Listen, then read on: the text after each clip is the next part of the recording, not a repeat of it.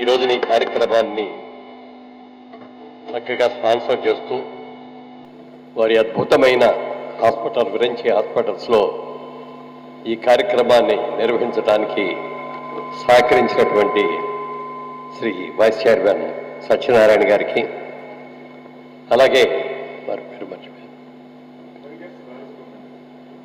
అలాగే మాకు ఆ బాలసుబ్రహ్మణ్యం గారి పైన ఇవాళ ఈ బాలసుబ్రహ్మణ్యం గారు వచ్చి ఆ లోటు తీర్చారు. మాకు చాలా సంతోషం. వారికి కూడా హృదయపూర్వక నమస్కారాలు.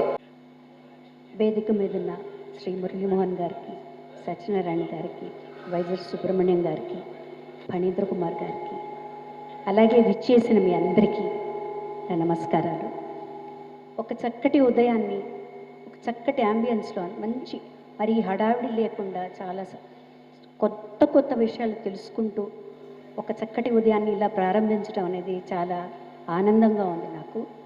ఇక ఈ ప్రొఫెషనల్ వాయిస్ కేర్ అనేది చాలా అవసరమైన విషయం. ఎందుకంటే మామూలుగా వాయిస్ ఈఎన్టీ డాక్టర్స్ దగ్గరికి వెళ్తే మనకి ఏదో ప్రాబ్లం ఉంది, చెవులో ప్రాబ్లం ఉంది, ముక్కులో ప్రాబ్లం ఉంది, ఇవన్నీ చెప్తారు.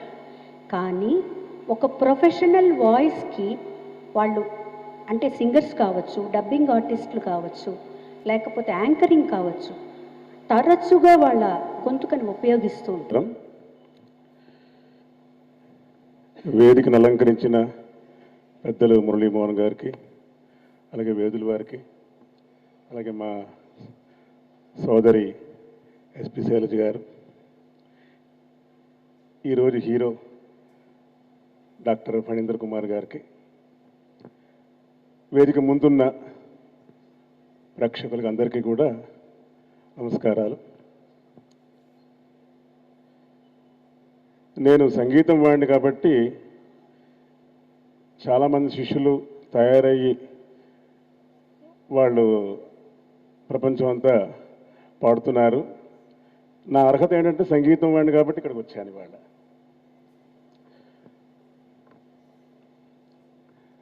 అయితే ఇందాక వేదుల వారు మాట్లాడుతూ నాభీహృత్కంఠరసన్ అన్నారు. త్యాగరాజ స్వామి వారు వారి కృతిలో శోభిల్లు సప్తస్వర అనే కృతిలో నాభీహృత్కంఠరసన అని చెప్పారు. నాసాదుల యందు శోభిల్లు సప్తస్వర అని చెప్పారు. మొన్న ఇలాగే ఒక పాడ్కాస్ట్ ఇంటర్వ్యూలో అండి నేనేదో పాడుతుంటే ఎవరో మెసేజ్ పెట్టారు, అంటే కామెంట్లో, ఈ క్లాసికల్ మ్యూజిషియన్స్ అందరికీ నమస్కారం అండి. నా పేరు డాక్టర్ ఫణీందర్ కుమార్. నేను వాయిస్ సర్జన్ని. మన దేశంలో ఈ స్వర సమస్యల గురించి ఒక 20 సంవత్సరాల క్రితం సరైన వైద్యం అంటూ ఉండేది కాదు. నేను గుంటూరులో ఈఎన్టీ ప్రొఫెసర్గా ఉండగా అమెరికా వెళ్ళి వచ్చిన తర్వాత ఈ స్పెషాలిటీకి స్టార్ట్ చేద్దామని ఒక ఆలోచన రావడంతో దీన్ని 20 సంవత్సరాల క్రితం స్టార్ట్ చేయడం జరిగింది. మన మానవ స్వరం అనేది ఒక వరం. ఎందుకంటే మానవ స్వరంలాగా మాట్లాడేటటువంటి శక్తికి వేరే జీవరాశులు వేటికి లేదనమాట. అందుకని దీన్ని ఒక ఫింగర్ ప్రింట్గా మనం భావిస్తాం మానవ స్వరాన్ని. ఒకప్పుడు ఈ స్వరమనే చాలామందికి జీవనోపాధి అయ్యేటువంటి అవకాశం ఉంది.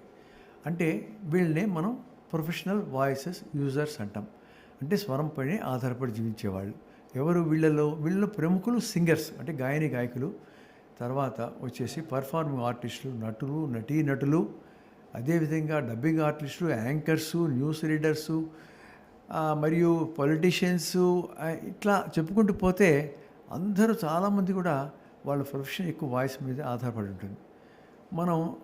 మన రొటీన్ లైఫ్లో మనందరికీ తెలుసు, ఇటువంటి వాళ్ళకి వాళ్ళ వాయిస్లో ఏమాత్రం కొంచెం తేడా వచ్చినా వాళ్ళు చాలా డిప్రెషన్లో ఉండటం, నిరాశ చెందటం, నెక్స్ట్ ఏంటి మన ఫ్యూచర్ అనేటువంటి భావన ఏర్పడచ్చు.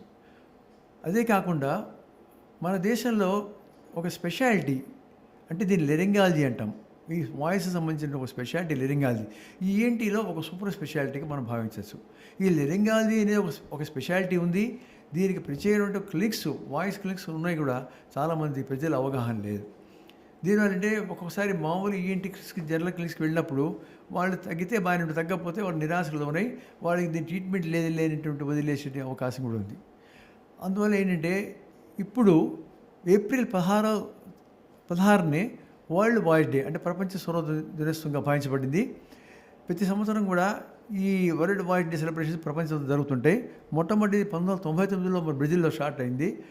తర్వాత నేను ఈ వాయిస్ సర్జరీ లేదా వాయిస్ స్పెషాలిటీ ఇండియాలో స్టార్ట్ చేసిన తర్వాత 2006 సంవత్సరంలో మొట్టమొదటి ఈ వరల్డ్ వాయిస్ డే సెలబ్రేషన్ అనేది హైదరాబాద్లో చేయడం జరిగింది.